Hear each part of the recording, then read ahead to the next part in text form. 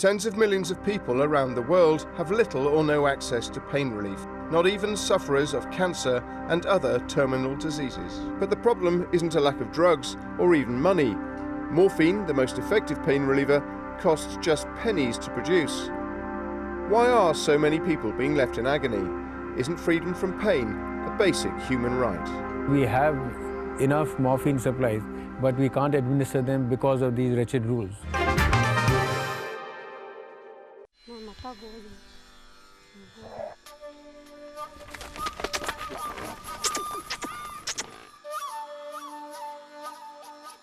Here, in the rural outskirts of Calcutta, India, top-notch medical care is hard to come by.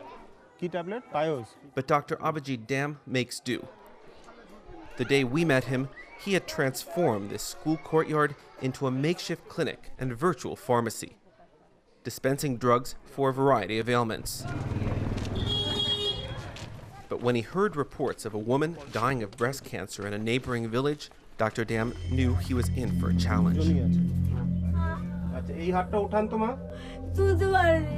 The woman, named Fatima, had a massive breast tumor, clearly infected and clearly painful.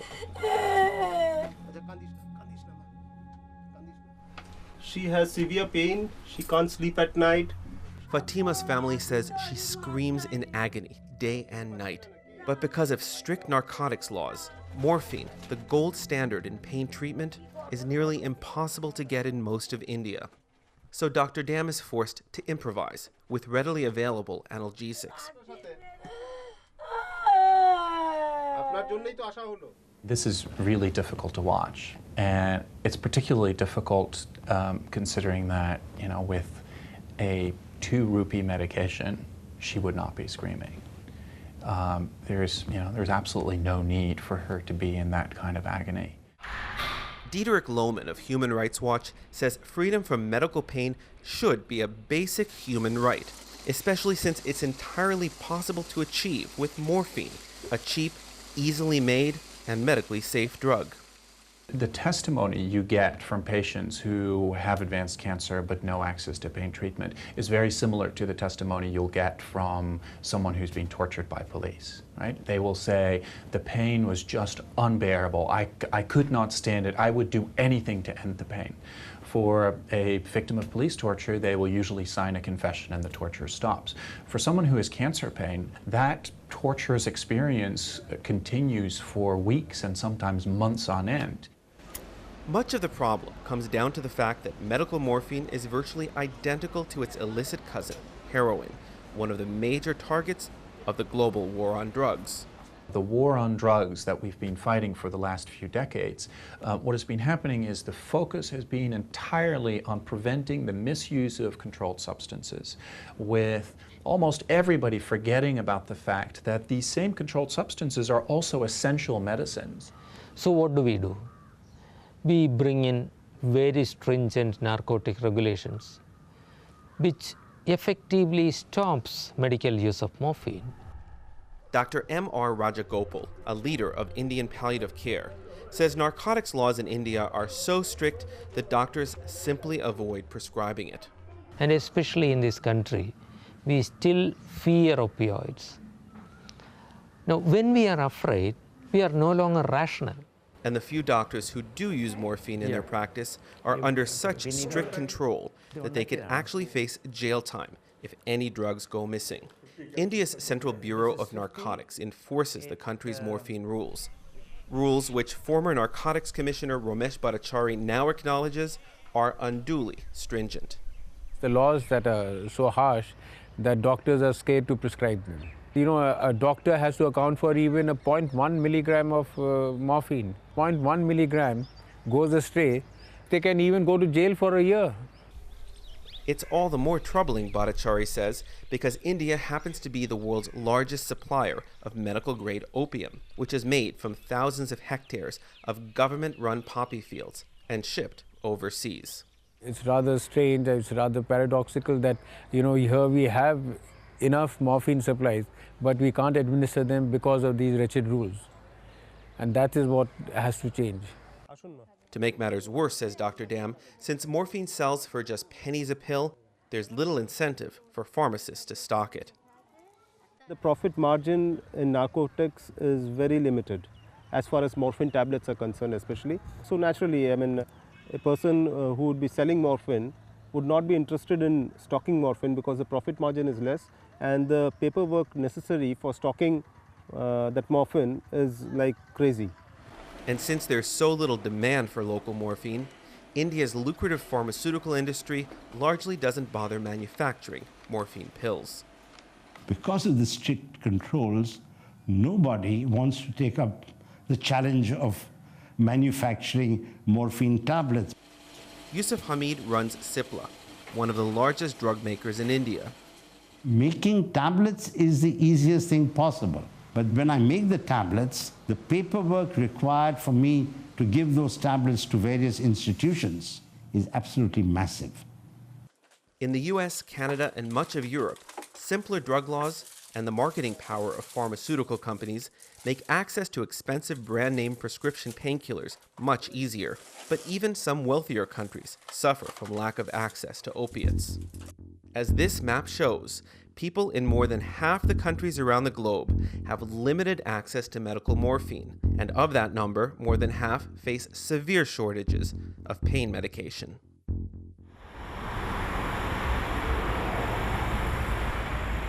Here in Ukraine, some of the same bureaucratic hurdles that plague India mean that even a former decorated KGB colonel is left to die in pain.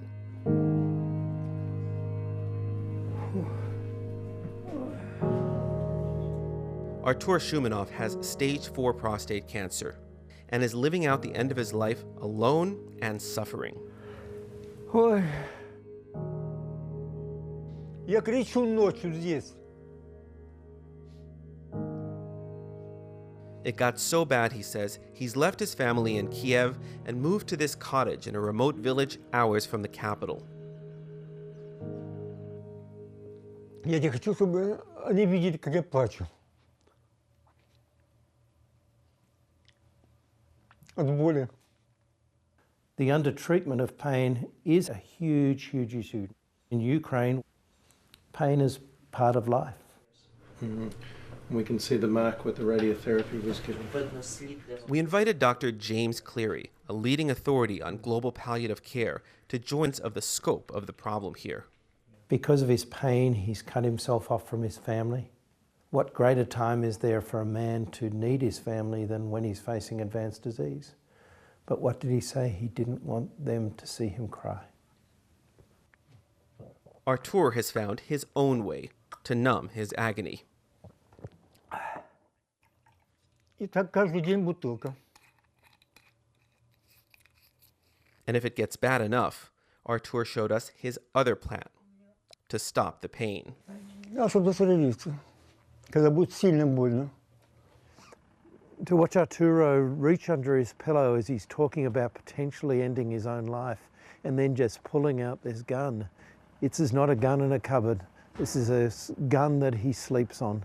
So clearly the impact of this severe pain is great if he's that close most of the time. Critics of Ukraine's system say it's a throwback to the old Soviet days of red tape with cumbersome paperwork and arbitrary limits on doses. What you see in Ukraine is that 4 doctors have to sign off on every prescription of morphine. In Ukraine, 50 milligrams is the maximum per day.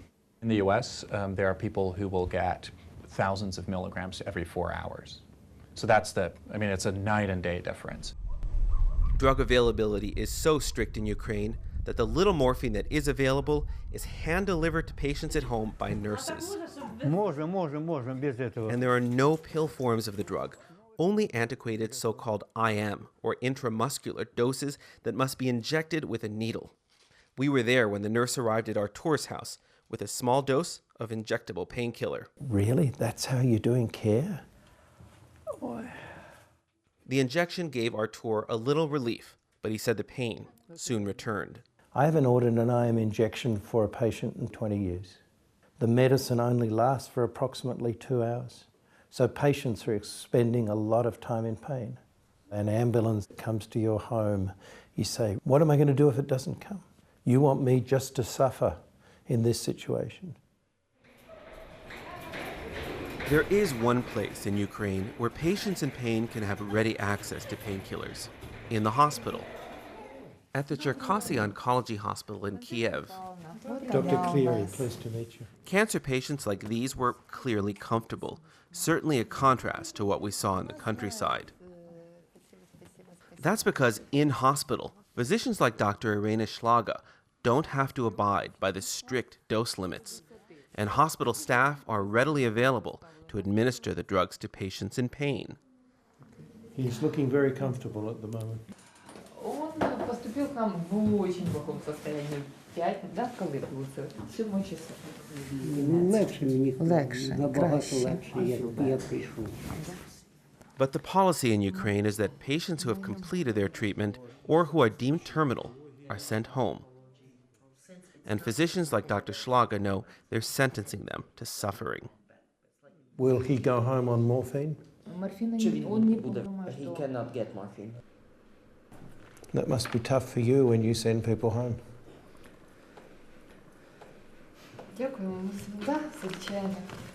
Thanks for understanding. Yes, it's hard. Yeah. And once they go home, it's not just the patients who suffer. It's also their family members.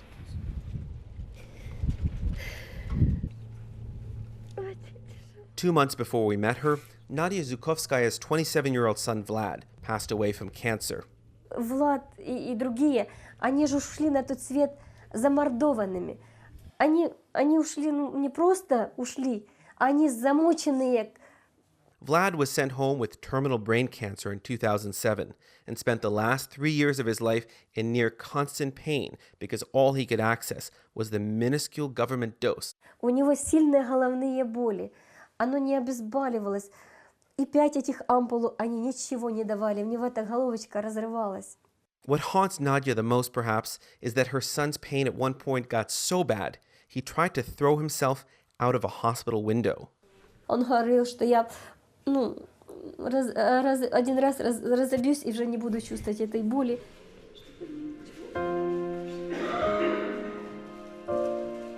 Vlad survived the suicide attempt, but he suffered for 2 more years until he died at home.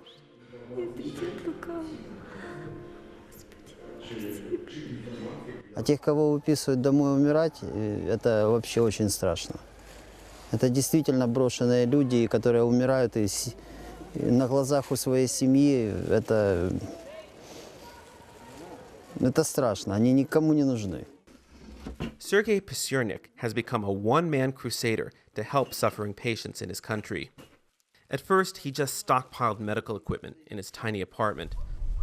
But he's gone on to become a modern-day Robin Hood, risking arrest by taking small doses of painkillers from patients who don't need it. So this contains 7 milligrams, 8 milligrams of morphine in it. And delivering it to those who do, all for free. So is this legal, what you're doing? Нет, за это, если нас остановят, посадят в тюрьму. No, if we are stopped, we will be taken to prison. The punishment in Ukraine for illegal narcotics distribution is 3 to 5 years in prison. Artur is one of Pysurnik's stops. Every few weeks, he brings the old man a supply of painkillers to supplement the small government-approved dose he gets from the nurse.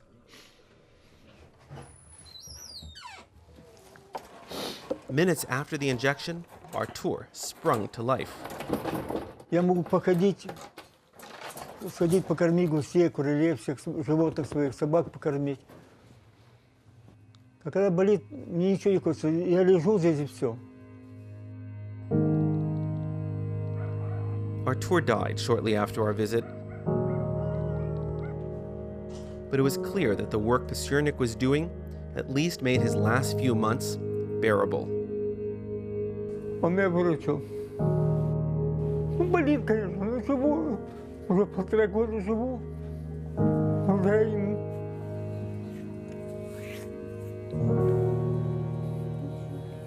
Спасибо, Сереж.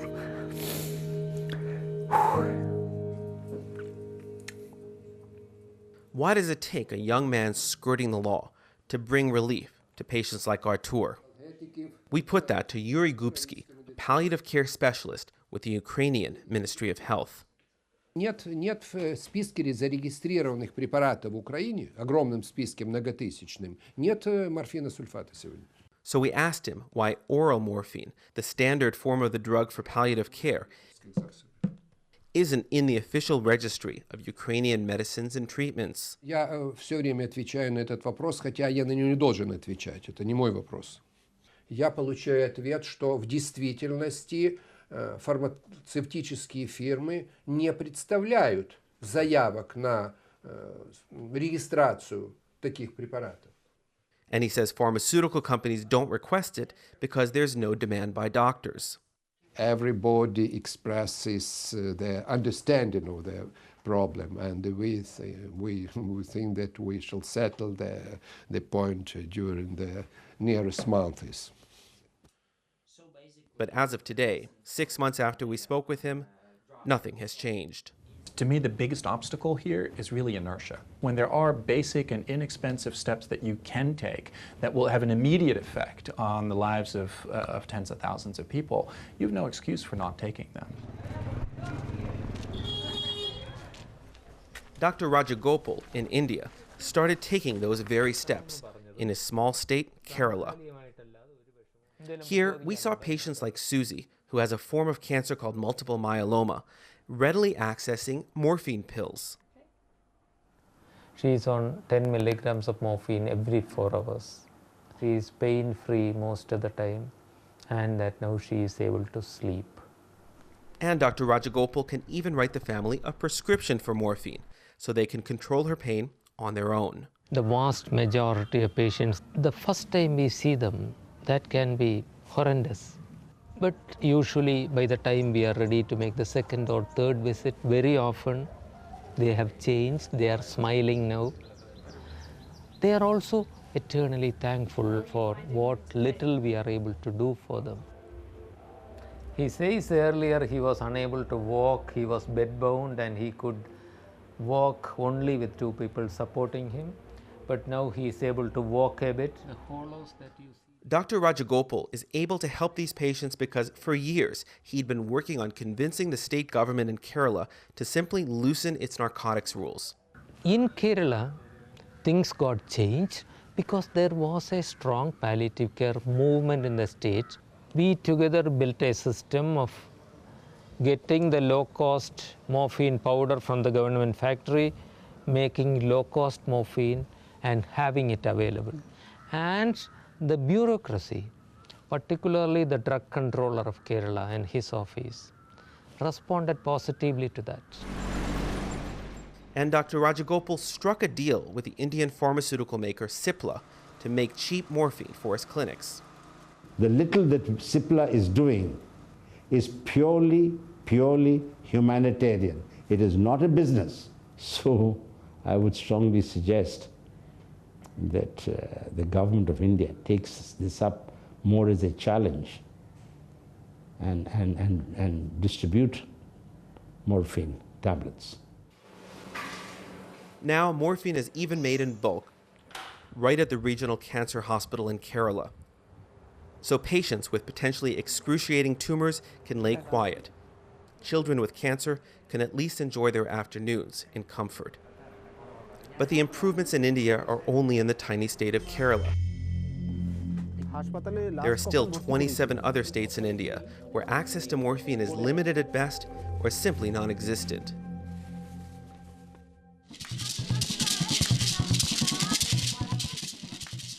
But there is one country in the developing world that stands out for its innovations in pain management.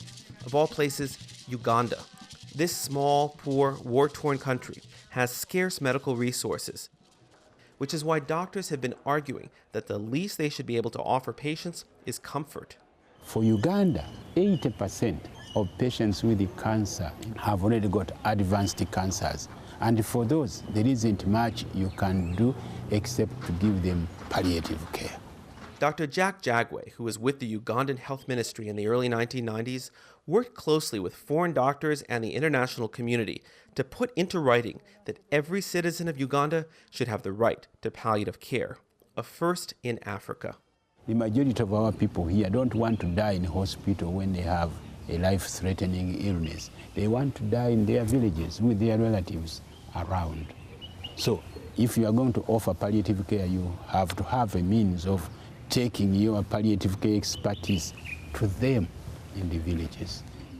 But the medical community still had a challenge: how to reach the majority of patients in the country, most of whom are hundreds of kilometers from the few doctors in the capital, Kampala. What happened in Uganda was that there were kind of the right people with the right ideas at the right time. They took a very systematic approach. What are the barriers? And so they started talking about, we don't have enough physicians to provide palliative care to everyone in the country. How do we solve this? So in 2004, the Ugandan government changed its rules, amending a law to allow nurses and clinical officers to prescribe morphine, another first in Africa. Today, nurses can go see patients in pain, and without any doctor's involvement, they can legally administer liquid morphine. First, demonstrate how they're supposed to measure their drug. They're supposed to pour on the lid a little bit, then get the syringe and draw. A simple solution to what seemed until recently an intractable problem. What happened in Uganda is replicable. It could happen in many other African countries, and models that we've seen in India, in Kerala, for example, could be replicated in countries around the world. But while local efforts have made changes in small pockets of the world, nothing will change globally until the international community acknowledges that patients in pain are getting caught in the crossfire of the war on drugs. The United Nations Office of Drugs and Crimes, or UNODC, leads the global effort to curtail narcotics trafficking. The report we launched today paints a sobering picture of the threat posed by illegal drugs. Traffickers break more than the law. They fuel terrorism and insurgency. This blunt axe that is just, looking at preventing misuse, preventing misuse, preventing misuse. And what you see is that, now we have collateral damage from that war on drugs, which is millions of patients in pain who can't get access to the medications that they need. We put that very point to the executive director of the UNODC at their annual meeting in late June. It seems like one of the side effects of the efforts to curtail illicit narcotics actually also curtail legal medical narcotics. Unfortunately, you're right. In some parts, especially in developing countries, there is not enough access to this kind of licit medicines. We're looking in favor to encourage government to allow patients to get legitimate access to these substances, of course, under strict medical control. This may be a good first step, since until recently, the UN hasn't publicly acknowledged the problem. See, you can see the twitching. But patients will continue to suffer until these global bodies actively work with countries to exclude medical morphine from the war on drugs. And that simply hasn't happened. Don't you think that people deserve palliative care? Don't you think that people have a right to die with dignity? I do believe so. It's just because I believe so, I do what I do. We need to be such a nuisance that officials say, well, it's easier to do what they're asking us to do than to have to keep up with, with them knocking on our doors. The saddest part is there has been no systematic evaluation of the problem. In some pockets, like in Kerala or in Uganda, some enterprising pioneers bring in a system that is locally suited, but they are in pockets. I'm just praying for the day when there will be an evaluation of the burden of suffering in the developing world and an action plan aimed at overcoming it.